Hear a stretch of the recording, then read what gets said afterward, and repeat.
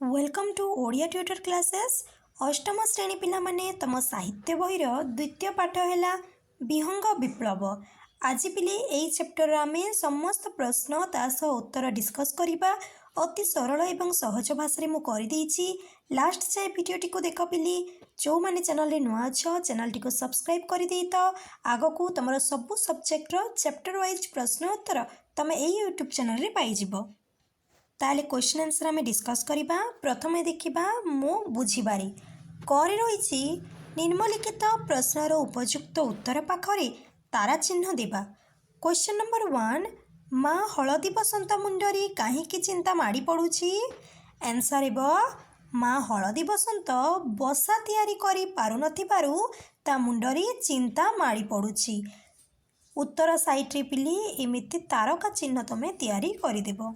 Question number 2 बुढ़ा मांकड़ काहा बसार छाई माड़े नहीं। आंसर हेबो डामरा काउर।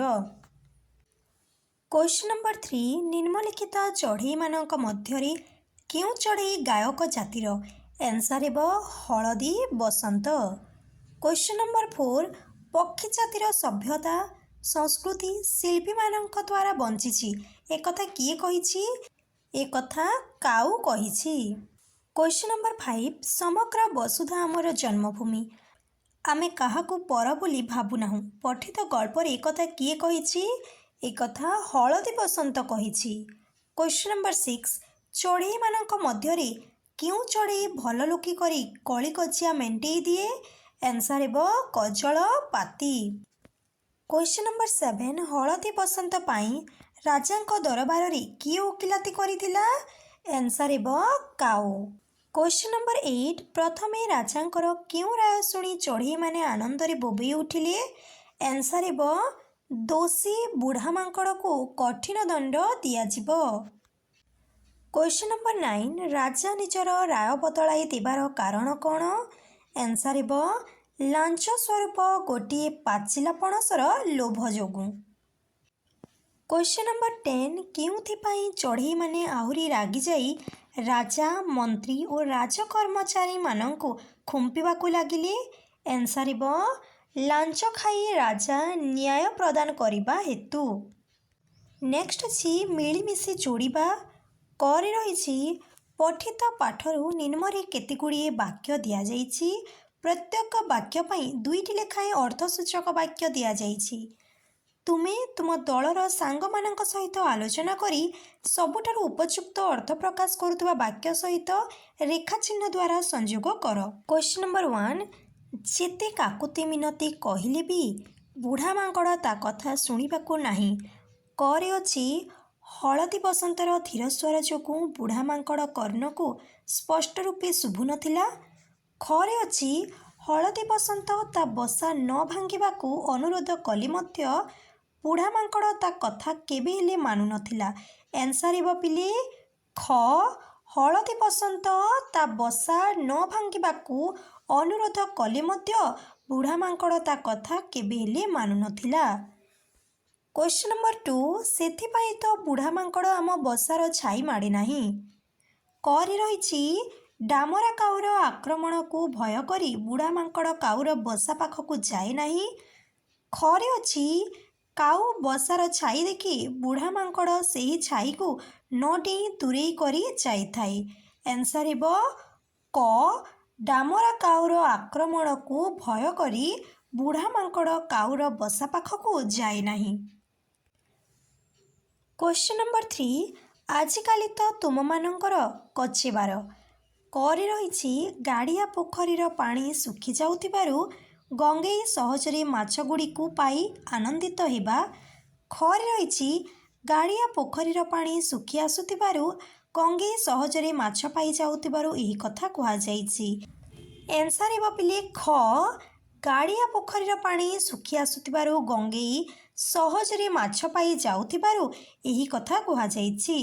क्वेश्चन नंबर 4 जोर जार मूलकतार करे रही शक्तिशाली ही अधिपत्य विस्तार करिथाए एवं बल प्रयोग करी कार्य हासिल करिथाए।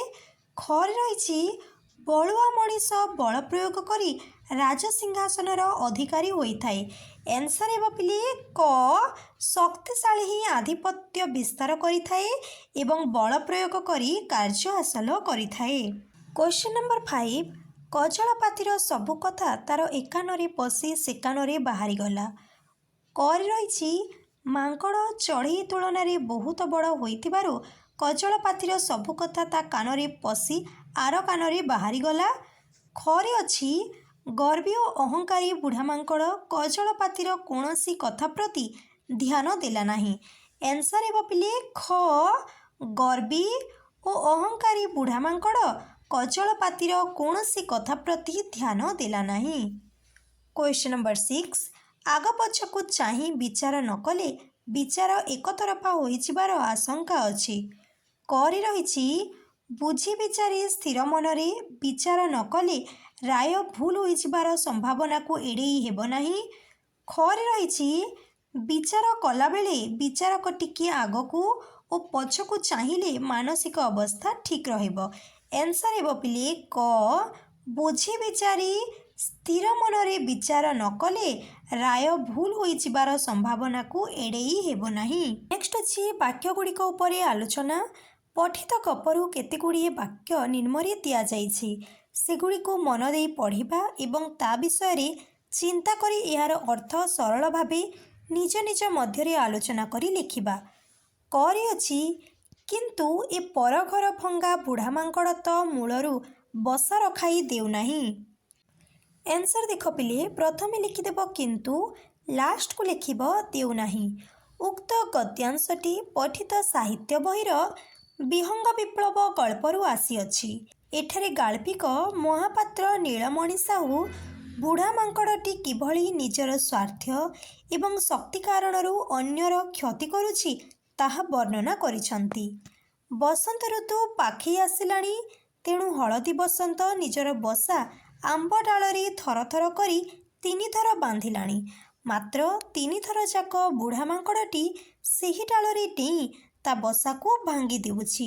ହଳଦୀ ବସନ୍ତ ବୁଢ଼ା ମାଙ୍କଡ଼କୁ ଯେତେ କାକୁତି ମିନତି କରି କହିଲେ ମଧ୍ୟ ବୁଢ଼ା ମାଙ୍କଡ଼ଟା ତା କଥା ନ ଶୁଣି ବାରମ୍ବାର ତା ବସା ଭାଙ୍ଗି ହଇରାଣ କରିଥାଏ। ଖରେ ଅଛି ନାହିଁ ହୋ ମଣିଷ ପେଟକୁ ତ ସବୁ ନିଅଣ୍ଟ ପଡ଼ିଲାଣି। ଗାଡ଼ିଆ ପୋଖରୀରେ ଆଜିକାଲି କୁଜି ଗେଣ୍ଡାଟିଏ ବି ମିଳିବା କଷ୍ଟକର। ଏନ୍ସର୍ ଦେଖ ପିଲେ ପ୍ରଥମେ ଲେଖିବ ନାହିଁ ହୋ, ଲାଷ୍ଟକୁ ଲେଖିବ କଷ୍ଟକର। ଉକ୍ତ ଗଦ୍ୟାଂଶଟି ପଠିତ ସାହିତ୍ୟ ବହିର ବିହଙ୍ଗ ବିପ୍ଳବ ଗଳ୍ପରୁ ଆସିଅଛି। ଏଠାରେ ଗାଳ୍ପିକ ମହାପାତ୍ର ନୀଳମଣି ସାହୁ ମଣିଷର ଅସୀମ ଲୋଭ ଏବଂ ପ୍ରାକୃତିକ ବିନାଶ ବିଷୟରେ ବର୍ଣ୍ଣନା କରିଛନ୍ତି। ଆଜିକାଲି ମଣିଷମାନେ ଲୋଭୀ ଏବଂ ସ୍ୱାର୍ଥପର ହୋଇଗଲେଣି। ସେମାନେ ନିଜର ଆବଶ୍ୟକତା ପୂରଣ କରିବା ପାଇଁ ପ୍ରକୃତିର ସବୁ ସମ୍ପଦକୁ ଶେଷ କରିଦେଉଛନ୍ତି, ଯାହାଫଳରେ ଗାଡ଼ିଆ ବା ପୋଖରୀ ଭଳି ଜଳାଶୟରେ ଥିବା ଛୋଟ ଛୋଟ ଜୀବ ଯେପରିକି ଗେଣ୍ଡା ମଧ୍ୟ ଆଉ ଦେଖିବାକୁ ମିଳୁନାହାନ୍ତି, ଯାହା ପରିବେଶ ପାଇଁ ଏକ ଚିନ୍ତାର ବିଷୟ ଅଟେ। ଗରେ ଅଛି ଆମେ ହେଲୁ ଶିଳ୍ପୀ, ସମଗ୍ର ବସୁଧା ଆମର ଜନ୍ମଭୂମି, ଆମେ କାହାକୁ ପର ଭାବୁନାହୁଁ, ସମସ୍ତେ ଆମର ନିଜର। ଏନ୍ସର୍ ଦେଖ ପିଲେ ପ୍ରଥମେ ଲେଖିବ ଆମେ, ଲାଷ୍ଟକୁ ଲେଖିବ ନିଜର। ଉକ୍ତ ଗଦ୍ୟାଂଶଟି ପଠିତ ସାହିତ୍ୟ ବହିର ବିହଙ୍ଗ ବିପ୍ଳବ ଗଳ୍ପରୁ ଆସିଅଛି। ଏଠାରେ ଗାଳ୍ପିକ ମହାପାତ୍ର ନୀଳମଣି ସାହୁ ବସୁଧୈବ କୁଟୁମ୍ବକମ୍ ଭାବନା ସମ୍ପର୍କରେ ବର୍ଣ୍ଣନା କରିଛନ୍ତି। ଆମେ ହେଲୁ ଶିଳ୍ପୀ, ସମଗ୍ର ବସୁଧା ଆମର ଜନ୍ମଭୂମି, ଆମେ କାହାକୁ ପର ଭାବୁନାହୁଁ, ସମସ୍ତେ ଆମର ନିଜର। ଏହା ଏକ ମହାନ ଚିନ୍ତାଧାରା ବା ବସୁଧୈବ କୁଟୁମ୍ବକମ୍ ଭାବନାକୁ ବ୍ୟକ୍ତ କରୁଅଛି। ଜଣେ ପ୍ରକୃତ ଶିଳ୍ପୀ ବା ଉଦାର ବ୍ୟକ୍ତି ପାଇଁ କୌଣସି ନିର୍ଦ୍ଦିଷ୍ଟ ସୀମା ନଥାଏ। ସେ ସମଗ୍ର ପୃଥିବୀକୁ ନିଜର ଜନ୍ମଭୂମି ଏବଂ ପୃଥିବୀର ସବୁ ମଣିଷଙ୍କୁ ନିଜର ପରିବାର ସଦସ୍ୟ ବୋଲି ମନେ କରେ। ନେକ୍ସଟ ଅଛି ଭାବିଚିନ୍ତି ଉତ୍ତର ଦେବା। ପଠିତ ବିଷୟଟିକୁ ଭଲ ଭାବରେ ପଢ଼ି ନିମ୍ନଲିଖିତ ପ୍ରଶ୍ନ ଗୁଡ଼ିକର ଉତ୍ତର ଦେବା। କରି ଅଛି ହଳଦୀ ବସନ୍ତ ଦୁଃଖରେ କାହିଁକି କାନ୍ଦି ପକେଇଲା? ଏନ୍ସର୍ ଦେଖ ବଣରେ ଚାଲିଥିବା ଅରାଜକତା, ଅନ୍ୟାୟ ଏବଂ ପକ୍ଷୀମାନଙ୍କ ପ୍ରତି ହେଉଥିବା ଅବିଚାରକୁ ଦେଖି ହଳଦୀ ବସନ୍ତ ଦୁଃଖରେ କାନ୍ଦି ପକାଇଲା। ଖରେ ଅଛି କୁଆମାନେ କିପରି ଅନ୍ୟାୟର ପ୍ରତିରୋଧ କରନ୍ତି? ଆନ୍ସର୍ ଦେଖ ପିଲେ, ଯେତେବେଳେ କୌଣସି ଅନ୍ୟାୟ ହୁଏ ସବୁ କୁଆ ଏକାଠି ହୋଇ କା ରଡ଼ି କରି ଏବଂ ଏକତ୍ରିତ ଭାବେ ଆକ୍ରମଣ କରି ଅନ୍ୟାୟର ପ୍ରତିରୋଧ କରନ୍ତି। ଗରେ ଅଛି, ଗଙ୍ଗେଇ କେଉଁ ପରିବେଶ ଦେଖି ହଳଦୀ ବସନ୍ତକୁ ଗୀତ ଗାଇବାକୁ କହିଲା? ଆନ୍ସର୍ ହେଲା, ଚାରିଆଡ଼େ ଏତେ ରଙ୍ଗର ଫୁଲ, ଏତେ ପ୍ରକାରର କୋଳି ଆଉ ଏତେ ସୁନ୍ଦର ପବନର ସମାହାରରେ ସୁନ୍ଦର ପରିବେଶ ଦେଖି ଗଙ୍ଗେଇ ହଳଦୀ ବସନ୍ତକୁ ଗୀତ ଗାଇବାକୁ କହିଲା। ଘରେ ଅଛି, ବିଦେଶୀ ଚଢ଼େଇମାନଙ୍କ ପ୍ରତି ବଗର କେଉଁ ଧାରଣା ଥିଲା? ଆନ୍ସର୍ ହେଲା, ବଗ ଭାବୁଥିଲା ଯେ ବିଦେଶୀ ଚଢ଼େଇମାନେ ଅତିଥି ଏବଂ ସେମାନଙ୍କୁ ସମ୍ମାନ ଦେବା ଉଚିତ, ମାତ୍ର ସେମାନେ ଆମ ନିୟମ ମାନିବା ଦରକାର। ମରେ ଅଛି, କଜଳପାତିକୁ ଚଢ଼େଇମାନେ ଭୟ ଓ ଶ୍ରଦ୍ଧା କରିବାର କାରଣ କ'ଣ? ଆନ୍ସର୍ ଦେଖ ପିଲେ, କଜଳପାତି ସମାଜରେ ମଧ୍ୟସ୍ଥତା କାର୍ଯ୍ୟ କରି କଳି କଜିଆ ମେଣ୍ଟେଇ ଦିଏ। ଭଲରେ ନ ମେଣ୍ଟିଲେ କଜଳପାତି ନିଜର ଶକ୍ତି ଖଟେଇବାକୁ ବି ଭୁଲେ ନାହିଁ। ତାର ଟାଣୁଆ ମୁନିଆ ଥଣ୍ଟରେ ଛେଳି, ମେଣ୍ଢା, ଗୋରୁ ଗାଈଙ୍କ ପିଠିକି ମଧ୍ୟ ହାଣି ଖଣ୍ଡିଆ କରିଦିଏ। ତେଣୁ ପକ୍ଷୀମାନେ ତାକୁ ଶ୍ରଦ୍ଧା ସହ ଭୟ ମଧ୍ୟ କରନ୍ତି। ଚରେ ଅଛି, ସେହି ବଣରେ ଭାଲୁକୁ କାହିଁକି ରାଜା କରାଯାଇଥିଲା? ଆନ୍ସର୍ ଦେଖ ପିଲେ, ବଣରେ ସିଂହ, ବାଘ ଓ ହାତୀ ନଥିବାରୁ ସମସ୍ତେ ମିଳିମିଶି ଭାଲୁକୁ ରାଜା କରିଥିଲେ। ଯେଉଁ ପିଲାମାନେ ଆମ ଇନଷ୍ଟାଗ୍ରାମ କିମ୍ବା ଟେଲିଗ୍ରାମରେ ଜଏନ୍ ହେବା ପାଇଁ ଚାହୁଁଛ, ଡେସ୍କ୍ରିପସନରେ ଲିଙ୍କ୍ ଅଛି ପିଲେ, ସେଠି ଜଏନ୍ ହୋଇଯାଅ। ସବୁ PDF ତୁମକୁ ସେଠି ମିଳିଯିବ। ଛରେ ଅଛି, ପ୍ରଥମେ ରାଜାଙ୍କର କେଉଁ ରାୟ ଶୁଣି ପକ୍ଷୀମାନେ ଆନନ୍ଦରେ ବୋବେଇ ଉଠିଲେ? ଆନ୍ସର୍ ଦେଖ, ରାଜା କାଉର ଯୁକ୍ତିକୁ ଶୁଣି ରାୟ ଦେଲେ ଯେ, ହେ ଦୁଷ୍ଟ ମାଙ୍କଡ଼, ବିନା ଦୋଷରେ ବାରମ୍ବାର ହଳଦୀ ବସନ୍ତର ବସା ଭାଙ୍ଗିଥିବାରୁ ତୁମେ ଦୋଷୀ। ତୁମକୁ କଠିନ ଦଣ୍ଡ ଦିଆଯିବ। ପ୍ରଥମେ ରାଜାଙ୍କର ଏହି ରାୟ ଶୁଣି ଚଢ଼େଇମାନେ ଆନନ୍ଦରେ ବୋବେଇ ଉଠିଲେ। ଜରେ ଅଛି, କେଉଁଥିପାଇଁ ରାଜା ଦେଇଥିବା ରାୟକୁ ପୁଣି ବଦଳାଇ ଦେଲେ? ଆନ୍ସର୍ ଦେଖ, ବୁଢ଼ା ମାଙ୍କଡ଼ଟି ବହୁ ଆଗରୁ ମନ୍ତ୍ରୀକୁ ହାତ କରି ରାଜସିଂହାସନ ପଛପଟେ ଗୋଟାଏ ପଣସ ଲାଞ୍ଚ ସ୍ୱରୂପ ରଖିଦେଇଥିଲା। ଲାଞ୍ଚ ପାଇ ରାଜା ଏପରି ବିଚାର ବଦଳାଇ ଦେଲେ। ଝରେ ଅଛି, ଘରଚଟିଆ ରାଜଦରବାରର ସମସ୍ତ ଖବର କିପରି ଜାଣିପାରୁଥିଲା? ଆନ୍ସର୍ ଦେଖ, ଘରଚଟିଆ ଛୋଟ ପକ୍ଷୀ ହୋଇଥିବାରୁ ସେ ରାଜପ୍ରସାଦର କୋଣ ଅନୁକୋଣରେ ପଶିଯାଇ ସବୁ ଗୁପ୍ତ କଥା ଶୁଣିପାରୁଥିଲା। ନ୍ୟରେ ଅଛି, ଏହି ଗପରେ କାହାର ଚରିତ୍ର ତୁମ୍ଭକୁ ବେଶୀ ଭଲ ଲାଗୁଛି? ଆନ୍ସର୍ ଦେଖ ପିଲେ, ଏହି ଗପଟିରେ କଜଳପାତିର ଚରିତ୍ର ବେଶୀ ଭଲ ଲାଗୁଛି, କାରଣ ସେ ନିର୍ଭୀକ ଭାବରେ ଅନ୍ୟାୟ ବିରୁଦ୍ଧରେ ଲଢ଼ିଥିଲା। ଟରେ ଅଛି ଦେଖ, ଚଢ଼େଇମାନେ ରାଜାଙ୍କ ଅନ୍ୟାୟ କାର୍ଯ୍ୟ ଜାଣିପାରି କ'ଣ କରିବାକୁ ସ୍ଥିର କଲେ? ଆନ୍ସର୍ ହେବ, ଚଢ଼େଇମାନେ ରାଜାଙ୍କ ଅନ୍ୟାୟ ଜାଣିପାରି ଏକତ୍ରିତ ଭାବେ ବିଦ୍ରୋହ ବା ବିପ୍ଳବ କରିବାକୁ ସ୍ଥିର କଲେ। ଠରେ ଅଛି, ବିହଙ୍ଗ ବିପ୍ଳବ ଗପରୁ କେଉଁ ଶିକ୍ଷା ମିଳିଲା? ଆନ୍ସର୍ ହେବ, ଏହି ଗପରୁ ଶିକ୍ଷା ମିଳିଲା ଯେ ଏକତା ହିଁ ବଳ ଏବଂ ସଂଘବଦ୍ଧ ହୋଇ ଲଢ଼ିଲେ ଯେକୌଣସି ଅନ୍ୟାୟର ପ୍ରତିବାଦ କରାଯାଇପାରେ। ନେକ୍ସଟ ଅଛି ଅନୁମାନ ଓ କଳ୍ପନା ସାଙ୍ଗମାନଙ୍କ ସହିତ ଆଲୋଚନା କରିବା। କ୍ୱେଶ୍ଚନ ନମ୍ବର 1ରେ ଅଛି, ହଳଦୀ ବସନ୍ତ ତୁମ ଘର ତାଜା ଉପରେ ବସା ବାନ୍ଧିଥିଲେ ତୁମେ କ'ଣ କରିଥାନ୍ତ? ଆନ୍ସର୍ ହେବ ପିଲେ, ହଳଦୀ ବସନ୍ତ ଯଦି ଆମ ଘର ତାଜା ଉପରେ ବସା ବାନ୍ଧିଥାନ୍ତା ତାହେଲେ ପ୍ରତିଦିନ ଆମେ ତାକୁ କିଛି ଖାଇବାକୁ ଦେଇଥାନ୍ତି, ତା ସହ ତାର ଯତ୍ନ ମଧ୍ୟ ନେଇଥାନ୍ତୁ। କ୍ୱେଶ୍ଚନ ନମ୍ବର 2, ବୁଢ଼ା ମାଙ୍କଡ଼ ଦୁଷ୍ଟ ଓ ଗର୍ବୀ ହୋଇନଥିଲେ କ'ଣ ଭଲ ହୋଇଥାନ୍ତା? ଆନ୍ସର୍ ହେବ, ବୁଢ଼ା ମାଙ୍କଡ଼ ଯଦି ଦୁଷ୍ଟ ଓ ଗର୍ବୀ ହୋଇନଥାନ୍ତା ତାହେଲେ ସେ ହଳଦୀ ବସନ୍ତର ବାରମ୍ବାର ବସାକୁ ଭାଙ୍ଗି ନଥାନ୍ତା। କ୍ୱେଶ୍ଚନ ନମ୍ବର 3, ଗାଡ଼ିଆ ପୋଖରୀର କେଉଁ ପରିସ୍ଥିତିରେ ଗଙ୍ଗେଇର କଚେବାର ହୋଇପାରିଥାନ୍ତା? ଆନ୍ସର୍ ହେବ, ଗାଡ଼ିଆ ପୋଖରୀର ଯଦି ପାଣି ଶୁଖିଯାଇଥାନ୍ତା ଏବଂ ସେଠି ମାଛ ଅଧିକ ରହିଥାନ୍ତେ ତାହେଲେ ଗଙ୍ଗେଇର କଚେବାର ହୋଇପାରିଥାନ୍ତା। କ୍ୱେଶ୍ଚନ ନମ୍ବର 4, ବିଦେଶୀମାନେ ତୁମର ଅତିଥି ହେଲେ ତୁମେ ତାଙ୍କ ପ୍ରତି କିପରି ବ୍ୟବହାର ପ୍ରଦର୍ଶନ କରିବ? ଆନ୍ସର୍ ହେବ ବିଦେଶୀମାନେ ଯଦି ଆମର ଅତିଥି ହେଲେ ତାହେଲେ ଆମେ ତାଙ୍କୁ ସ୍ୱାଗତ ଜଣାଇବୁ, ତାଙ୍କର ଯତ୍ନ ନେବୁ, ସମ୍ମାନ ସହିତ ତାଙ୍କର ଅତିଥି ସତ୍କାର କରିବୁ। କ୍ୱେଶ୍ଚନ୍ ନମ୍ବର 5, ବଗର କି ସ୍ୱଭାବ ହୋଇଥିଲେ ତାକୁ ସବୁ ଚଢ଼େଇ ଆଦର କରିଥାନ୍ତି? ଆନ୍ସର୍ ହେବ ବଗର ଯଦି ସ୍ୱଭାବ ଭଲ ହୋଇଥାନ୍ତା ତାହେଲେ ତାକୁ ସବୁ ଚଢ଼େଇ ଆଦର କରିଥାନ୍ତି। କ୍ୱେଶ୍ଚନ୍ ନମ୍ବର 6, ଭାଲୁ ରାଜା ଲାଞ୍ଚୁଆ ହୋଇନଥିଲେ ସେ କି ପ୍ରକାର ବିଚାର କରିଥାନ୍ତି? ଆନ୍ସର୍ ହେବ ଭାଲୁ ରାଜା ଲାଞ୍ଚୁଆ ହୋଇନଥିଲେ ସେ ସଠିକ୍ ନ୍ୟାୟ କରିଥାନ୍ତି। କ୍ୱେଶ୍ଚନ୍ ନମ୍ବର 7, ଶାସକ ଯଦି ନ୍ୟାୟୋଚିତ ବିଚାର ନ କରେ ତେବେ ରାଜ୍ୟରେ କେଉଁ ପରିସ୍ଥିତି ସୃଷ୍ଟି ହେବ? ଆନ୍ସର୍ ହେବ ପିଲି ଶାସକ ଯଦି ନ୍ୟାୟୋଚିତ ବିଚାର ନ କରେ ତାହେଲେ ଯେଉଁ ପ୍ରଜାମାନେ ତାକୁ ରାଜା କରିଛନ୍ତି ସେହି ପ୍ରଜାମାନେ ଦଳବଦ୍ଧ ଭାବେ ଏକତ୍ରିତ ହୋଇ ତାର ପଦରୁ ତାକୁ ପଦଚ୍ୟୁତ କରିଦେବେ। କ୍ୱେଶ୍ଚନ୍ ନମ୍ବର 8, ଘରଚଟିଆ ଯଦି ରାଜାଙ୍କ ସିଂହାସନ ପଛରେ ପାଚିଲା ପଣସ ଦେଖିନଥାନ୍ତା ତେବେ କ'ଣ ହୋଇଥାନ୍ତା? ଆନ୍ସର୍ ହେବ ଘରଚଟିଆ ଯଦି ରାଜାଙ୍କ ସିଂହାସନ ପଛରେ ପାଚିଲା ପଣସ ଦେଖିନଥାନ୍ତା ତାହେଲେ ପକ୍ଷୀମାନେ କେବେ ମଧ୍ୟ ନ୍ୟାୟ ଜାଣିପାରିନଥାନ୍ତି ଏବଂ ରାଜାଙ୍କ ଉତ୍ତରକୁ ମୁଣ୍ଡ ନୋଇ ସହିଥାନ୍ତି। କ୍ୱେଶ୍ଚନ୍ ନମ୍ବର 9, ବିହଙ୍ଗ ବିପ୍ଳବ ସଫଳ ହେବା ପରେ ବଣମୂଲକର ଶାସନ କ୍ଷେତ୍ରରେ କେଉଁ ପରିବର୍ତ୍ତନ ଆସିଥିବ? ଆନ୍ସର୍ ହେବ ପିଲି ବିହଙ୍ଗ ବିପ୍ଳବ ସଫଳ ହେବା ପରେ ପକ୍ଷୀମାନେ ଏକତ୍ରିତ ହୋଇ ଯେଉଁ ରାଜାଙ୍କୁ ପ୍ରଥମେ ସେମାନେ ରାଜଗାଦିରେ ବସେଇଥିଲେ ତାକୁ ହଟେଇ ନୂଆ ରାଜା କରିଥାନ୍ତି ଯିଏକି ସଠିକ୍ ନ୍ୟାୟ ଦେଇପାରିବ।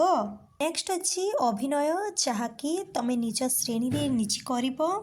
ବଦଳି ଯାଉଥିବା ଗପ। ବୁଢ଼ା ମାଙ୍କଡ଼ କଜଳପାତିର ପ୍ରସ୍ତାବକୁ ମାନି ନେଇଥିଲେ।